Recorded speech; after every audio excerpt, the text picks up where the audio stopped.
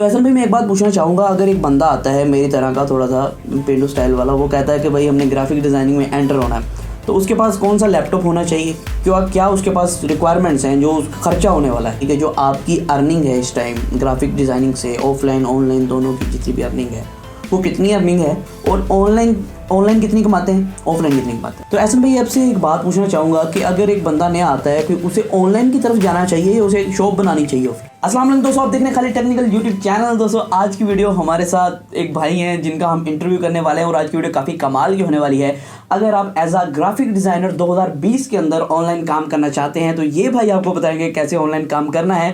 ये online as आ graphic designer काम कर रहे हैं और अच्छी खासी इनकम भी कमा रहे हैं। तो इनसे पूछते हैं कि ऑनलाइन एज आ ग्राफिक डिज़ाइनर काम करने के लिए कौन कौन सी स्किल्स होना ज़रूरी है, आपको क्या क्या रिक्वायरमेंट्स चाहिए, आपको मतलब कि मुकम्मल 2020 के अंदर जितनी भी गाइड होगी कि आप ग्राफिक डिज़ाइनर ऑनलाइन ऑफलाइन कैसे कर सकते हैं, वो आज की वीडियो में आपको बताने वाला हूँ। तो वीडियो को स्टार्ट करते हैं। तो ऐसे में पहले तो मैं आपका तारफ़ करवाना चाहूँगा ऑडियंस के साथ कि आप क्या करते हैं ऑनलाइन और ऑफलाइन, और अब बेसिकली आपका बिज़नेस क्या है जिससे आप अर्निंग वगैरह करते हैं। मैं अल्हम्दुलिल्लाह पिछले तकरीबन 4 साल से एज ए ग्राफिक डिज़ाइनर काम कर रहा हूँ। मैंने ऑनलाइन और ऑफलाइन दोनों में काफ़ी ज़्यादा काम किया हुआ है। अच्छा, ऑनलाइन कुछ वेबसाइट्स हैं जैसा कि फाइवर, फ्रीलांसर, इस तरह की काफ़ी ज़्यादा और वेबसाइट्स हैं जिसके ऊपर काम किया जाता है। मतलब कि आप फ्रीलांसिंग भी करते हैं। और इसी तरह फेसबुक पे कुछ ग्रुप्स वगैरह हैं जहाँ पे आप अपना काम पेस्ट करके तो काफ़ी ज़्यादा अर्निंग यानी कि कमा सकते हैं। मतलब कि इसका थोड़ा सा आप समझाना चाहेंगे कि फेसबुक के ऊपर ग्रुप्स में कैसे आप ऑर्डर वगैरह लेते हैं जो आप बता रहे हैं। जैसा कि अगर मैं कोई पोस्टर डिज़ाइन करता हूँ, फॉर एग्जांपल मैं पबजी पोस्टर डिज़ाइन करता हूँ। अच्छा। और आजकल पबजी आपको पता है कि बहुत ज़्यादा इन है। हाँ जी, हमारी यंग जनरेशन पबजी बहुत ज़्यादा खेल मेरे समेत। हाँ जी। तो वो मैं जो फेसबुक की ग्रुप्स वगैरह हैं वहाँ पे पोस्ट करता हूँ। तो जो स्टूडेंट्स वगैरह हैं या जो भी लड़के पबजी खेलते हैं तो वो अपनी रिक्वेस्ट सेंड करते हैं कि ये हमें भी इस तरह का पोस्टर डिज़ाइन चाहिए। अच्छा। तो फिर उनके साथ जो भी है इनकम जो पैसे हैं उनके साथ डिसाइड हो जाते हैं। उसके बाद ऑर्डर प्लेस कर देते हैं। अच्छा। तो जायज़ कैश के ज़रिए या फिर इजी पैसा के ज़रिए उनके ज़रिए मतलब कि इजी पैसा और जायज़ कैश को इस्तेमाल करते हुए और फेसबुक को इस्तेमाल करते हुए आप जो है पाकिस्तान की जो ऑडियंस है उनसे ऑर्डर वगैरह कर लेते हैं और उन्हें ग्राफिक डिज़ाइन की फैसिलिटी प्रोवाइड करते हैं। और उसके अलावा फाइवर और फ्रीलांसिंग पे आपका क्या सीन है, मतलब फ्रीलांसर जो वेबसाइट है। फाइवर और फ्रीलांसर आपको पता है कि पाकिस्तान अल्हम्दुलिल्लाह दुनिया में तकरीबन तीसरे या चौथे नंबर पे है। बिल्कुल, फ्रीलांसर ऑनलाइन अर्निंग के ज़रिए। बिल्कुल। तो ऑनलाइन अर्निंग में फाइवर जो है वो मेरे ख्याल से बेस्ट वेबसाइट है। और वहाँ पे जो भी अपना काम करते हैं वहाँ पे पेश करें, अपनी गिग प्लेस करें वहाँ पे, तो आपको बहुत ज़्यादा ऑर्डर जो अब्रॉड से बहुत ज़्यादा ऑर्डर आपके पास आ जाते हैं। तो आपको मतलब कि फाइवर के अंदर जो आपने इनकम मतलब कि बताएंगे आप आगे जाके, मैं आपसे इनकम का भी सवाल करूँगा कि आपकी इनकम कितनी है। तो फाइवर का कितना हिस्सा है उसमें?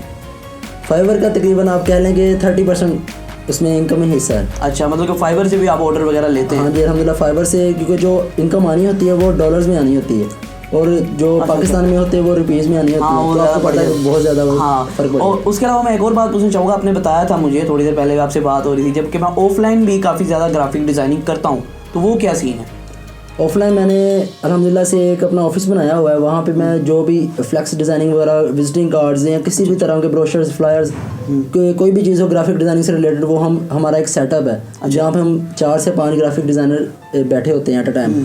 और किसी भी किस्म की वीडियोग्राफी हो, फोटोग्राफी हो या फिर ग्राफिक डिज़ाइनिंग हो, ये सारा काम हमारे सेटअप के अंदर मतलब कि आप पूरी प्रोडक्शन करते हैं और उसके बाद में उसकी एडिटिंग वगैरह और ग्राफिक डिज़ाइनिंग सारा कुछ मतलब कि आप वहाँ देखते हैं। अच्छा, उसके अलावा एक जो बात है जो मैंने पूछने के लिए ये वीडियो बनाई कि अगर 2020 के अंदर एक बंदा कोरा है, बिल्कुल मतलब कुछ नहीं पता उसे, वो एज आ फ्रीलांसर उभरना चाहता है, वो एज आ ग्राफिक डिज़ाइन उभरना चाहता है, तो उसको पहली बात क्या करना चाहिए और कौन कौन से सॉफ्टवेयर उसे इस्तेमाल करने चाहिए, मतलब कि सीखने चाहिए जो मतलब पुख्ता हो जाएँ, और उसके अलावा उसे क्या क्या ऐसी कदम उठाने चाहिए जिससे वो ग्राफिक डिज़ाइनर में मतलब कि आगे जा सके। सबसे पहले तो आप 2020 में ये चीज़ देखें कि यहाँ पे ये है ही दौर ग्राफिक डिज़ाइनिंग का। अच्छा। आप घर से बाहर निकलते हैं आपको बहुत ज़्यादा फ्लैक्सेस वगैरह, ब्रोशर्स वगैरह लगे जगह जगह नज़र आते हैं। वो सारे ग्राफिक डिज़ाइनर ने ही काम किया हुआ होता है। तो आप कहीं पे एयरपोर्ट वगैरह पे चले जाएं, आपको LEDs वहाँ पे लगी हुई नज़र आती होती हैं जहाँ पे एड्स वगैरह चलती होती हैं। इनका थोड़ी थोड़ी देर बाद एड्स तब्दील होती रहती हैं। हाँ जी, वो मतलब कि जिसे कहते हैं कि वो स्लाइड शो कह लें, स्लाइड शो कह लें। हाँ जी, मोशन ग्राफी से बेसिकली मोशन ग्राफी बोलते हैं। बिल्कुल। वो तकरीबन 5 से 10 सेकंड का वो होता है जो कि एक ऐड होता है और उसके काफ़ी अच्छे पैसे वगैरह इसने लिए होते हैं। अच्छा। ग्राफिक डिज़ाइनर ने, तो आप उससे अंदाज़ा लगा लें तकरीबन 1 मिनट के अंदर वो 10 से 20 एड्स चेंज होती रहती हैं। तो आप इसी से अंदाज़ा लगाएं ग्राफिक डिज़ाइनर का कितना ज़्यादा स्कोप है आगे। अच्छा। तो आपको बेसिकली अगर एक भी सॉफ्टवेयर आता हो अच्छी तरह, वो आप उसके ज़रिए भी अर्निंग कर सकते हैं अच्छी तरह से। मतलब कि 2020 के अंदर जो सबसे अच्छा सॉफ्टवेयर है उसका आप बता सकें ग्राफिक डिज़ाइनिंग के रिलेटेड? जो अडोबी है वो एक पूरी कंपनी है, यानी कि उनके काफ़ी ज़्यादा सॉफ्टवेयर्स आपको फैमिली है, पूरी फैमिली है उसकी सॉफ्टवेयर्स की। तो उसके जो मेन जो इस वक्त फेमस सॉफ्टवेयर हैं वो एडोब फोटोशॉप और एडोब इलस्ट्रेटर है। हाँ, ग्राफिक डिज़ाइन। हाँ जी, ये दो इस तरह के सॉफ्टवेयर्स हैं जिसके साथ बहुत से काम हो सकते हैं, इनके वेरियस पर्पज़ के लिए यूज़ होते हैं सॉफ्टवेयर्स। सही। तो उसको सीखने के लिए यूट्यूब तो सबसे बेस्ट प्लेटफॉर्म है। आपको कोई भी चीज़ सीखनी है, आप यूट्यूब, हर बंदा ऑनलाइन है, यूट्यूब के ज़रिए आपको हर चीज़ का ट्यूटोरियल मिल जाएगा, आप उसके ज़रिए कोई भी चीज़ सीख सकते हैं। सही हो गया। इससे मुझे याद आया कि एहसन भाई का भी एक यूट्यूब चैनल है जहाँ वो ग्राफिक डिज़ाइनिंग के रिलेटेड बहुत से ट्यूटोरियल्स डालते हैं और वो आपको सिखाते हैं कि ग्राफिक डिज़ाइनर फील्ड के अंदर आपको एंटर होना है या ग्राफिक डिज़ाइनर बनना है तो वो कैसे सीखा जाए, और स्किल्स देते हैं आपको कि इस सॉफ्टवेयर को कैसे इस्तेमाल करना है, ये ग्राफिक डिज़ाइन जो मैंने बनाया है, एहसन भाई जो बनाते होते हैं वो कैसे बनाना है, उस मतलब कि वो कैसे क्रिएशन करनी है, सब आपको वहाँ बताते हैं। तो उनके चैनल को भी सब्सक्राइब कर लें, नीचे लिंक दे दिया। तो एहसन भाई मैं एक बात पूछना चाहूँगा, अगर एक बंदा आता है मेरी तरह का थोड़ा सा पेंडू स्टाइल वाला, वो कहता है कि भाई हमने ग्राफिक डिज़ाइनिंग में एंटर होना है, तो उसके पास कौन सा लैपटॉप होना चाहिए, क्या उसके पास रिक्वायरमेंट्स हैं, जो खर्चा होने वाला है वो क्या होगा उसका? देखें, जब तो आपने किसी भी चीज़ को सीखना है ना, एंट्री लेवल पे आप इस चीज़ की परवाह न करें आपके पास कौन सा सिस्टम है, क्या चीज़ है, वो आप रिक्वायरमेंट को ना देखें। आप जस्ट अडोबी की साइट पे जाएं और वहाँ पे देखें उन्होंने मिनिमम से मिनिमम जो रिक्वायरमेंट रखी हुई हैं, आप उस टाइप का अपना सिस्टम तैयार करवा लें। मतलब कि वो तो फिर कोड टू डू पे भी चल जाता है। हाँ जी, कोड टू डू 2 GB रैम हो तो उसके साथ भी आपका काम चल जाता है। तो आप उसके ज़रिए भी आप अपना स्टार्टिंग कर सकते हैं इसके ज़रिए। अच्छा, तो मैं आपसे पूछना चाहूँगा, अगर कोई बंदा है कभी स्टडी कर रहा है तो वो स्टडी फील्ड के अंदर ग्राफिक डिज़ाइनिंग को सीख सकता है एज अ पार्ट टाइम? जी बिल्कुल, आप यूट्यूब पे ट्यूटोरियल्स देखें। अच्छा। तकरीबन आधे घंटे के 15 मिनट के छोटे बड़े ट्यूटोरियल्स होते हैं जहाँ पे आप बहुत सी चीज़ें यानी कि सीख सकते हैं। ग्राफिक डिज़ाइनिंग इस तरह की फील्ड है कि आप इसमें जितना ज़्यादा इसको सीखेंगे उतना ज़्यादा इसमें और ज़्यादा इसके बारे में जानते जाएंगे। यानी कि अगर आप रोज़ 1 घंटा भी दें तो आप आस्ता आस्ता मेरे ख्याल में 1 माह के अंदर इतना हो जाएंगे कि आप कोई ना कोई अपना काम करना स्टार्ट कर देंगे। बेसिक लेवल आप सीख जाएंगे। हाँ जी, बेसिक आप 1 माह के अंदर सीख जाएंगे। ठीक हो गया। और उसके अलावा मैं आपसे पूछना चाहूँगा कि थोड़ी सी मोटिवेशन के लिए कि जो आपकी अर्निंग है इस टाइम ग्राफिक डिज़ाइनिंग से, ऑफलाइन ऑनलाइन दोनों की जितनी भी अर्निंग है वो कितनी अर्निंग है, और ऑनलाइन कितनी कमाते हैं, ऑफलाइन कितनी कमाते हैं, दोनों में कितना डिफरेंस है? ये देखें, जो अपने बिजनेस का यही होता है, कभी उतार चढ़ाव इसमें आता रहता है। आपने एवरेज बता देनी बस। एवरेज तकरीबन कह लें 1 से 1.5 के दरमियान, 1 लाख से 1.5 लाख के दरमियान हो जाता है अल्हम्दुलिल्लाह। अच्छा, तो मतलब कि इसमें ऑनलाइन कितनी है और ऑफलाइन कितनी है? ऑनलाइन में जैसा कि मैंने आपको बताया कि 30% तकरीबन फाइबर से आती है। अच्छा। जो फाइबर, फ्रीलांसर, ये जो वेबसाइट्स हैं इनके ज़रिए आती है, और तकरीबन 20 to 30% ये फेसबुक वगैरह हो गया, सोशल मीडिया जो हमारा है उसके ज़रिए होती है, और बाकी 50% ये ऑफलाइन है। अच्छा, मतलब कि जो आप फ्लेक्सिस वगैरह तैयार करते हैं, और ये मैंने आपको देखा था एक दिन मैं आपसे मिलने भी आया था, मतलब कि जो पहली मुलाकात जो हमारी थी वो शॉप पे ही हुई थी, तो उसके अंदर आप एक बोर्ड वगैरह तैयार करवा रहे थे, कोई बहुत बड़ा लाइट बोर्ड, पता नहीं क्या उसे कहते हैं वो। हाँ, वो SMDs के ज़रिए भी वो तैयार होता है, लाइट बोर्ड वगैरह, उसे भी डिज़ाइन वगैरह कर रहे थे, तो वो तकरीबन मिला के सारा कुछ इतना बन जाता है। नहीं, अगर वो लाइट बोर्ड वगैरह इस तरह कोई बड़ा ऑर्डर आती है तो उसमें तो इस तरह होता है कि एक ऑर्डर के ज़रिए आपको पूरे माह के जो हो बचत हो जाती है। अच्छा, लेकिन वो डिपेंड करता है ना कि किस तरह के कस्टमर आते हैं, कस्टमर्स पे डिपेंड करता है, कभी उतार चढ़ाव होता रहता है। सही हो गया। कभी ज़्यादा कभी कम, यानी कि एवरेज अगर हम लगा लेना पर ईयर के हिसाब से तो 1 लाख लगा लेंगे, 1 लाख तकरीबन इनकम हो जाती है अल्हम्दुलिल्लाह। तो एहसन भाई, एक बात मैं आपको पूछना चाहूँगा, क्योंकि एक बंदा जब स्टार्ट करता है उसे यही होता है कि मुझे ऑर्डर नहीं मिलेंगे, मैं कैसे काम कर पाऊँगा, उसे झिझक होती है। आपको शुरू में क्या परेशानियाँ हुई और आपने जब स्टार्ट लिया उसकी कितनी देर बाद आप एक लेवल पे पहुँच पाए कि आपको सेटिस्फेक्शन हुई कि अब मेरी अर्निंग उतनी है कि मैं अपने आप को मैनेज कर सकता हूँ, अपना खर्चा उठा सकता हूँ? तो वो मतलब कि कितनी देर आपको लगी स्ट्रगल में?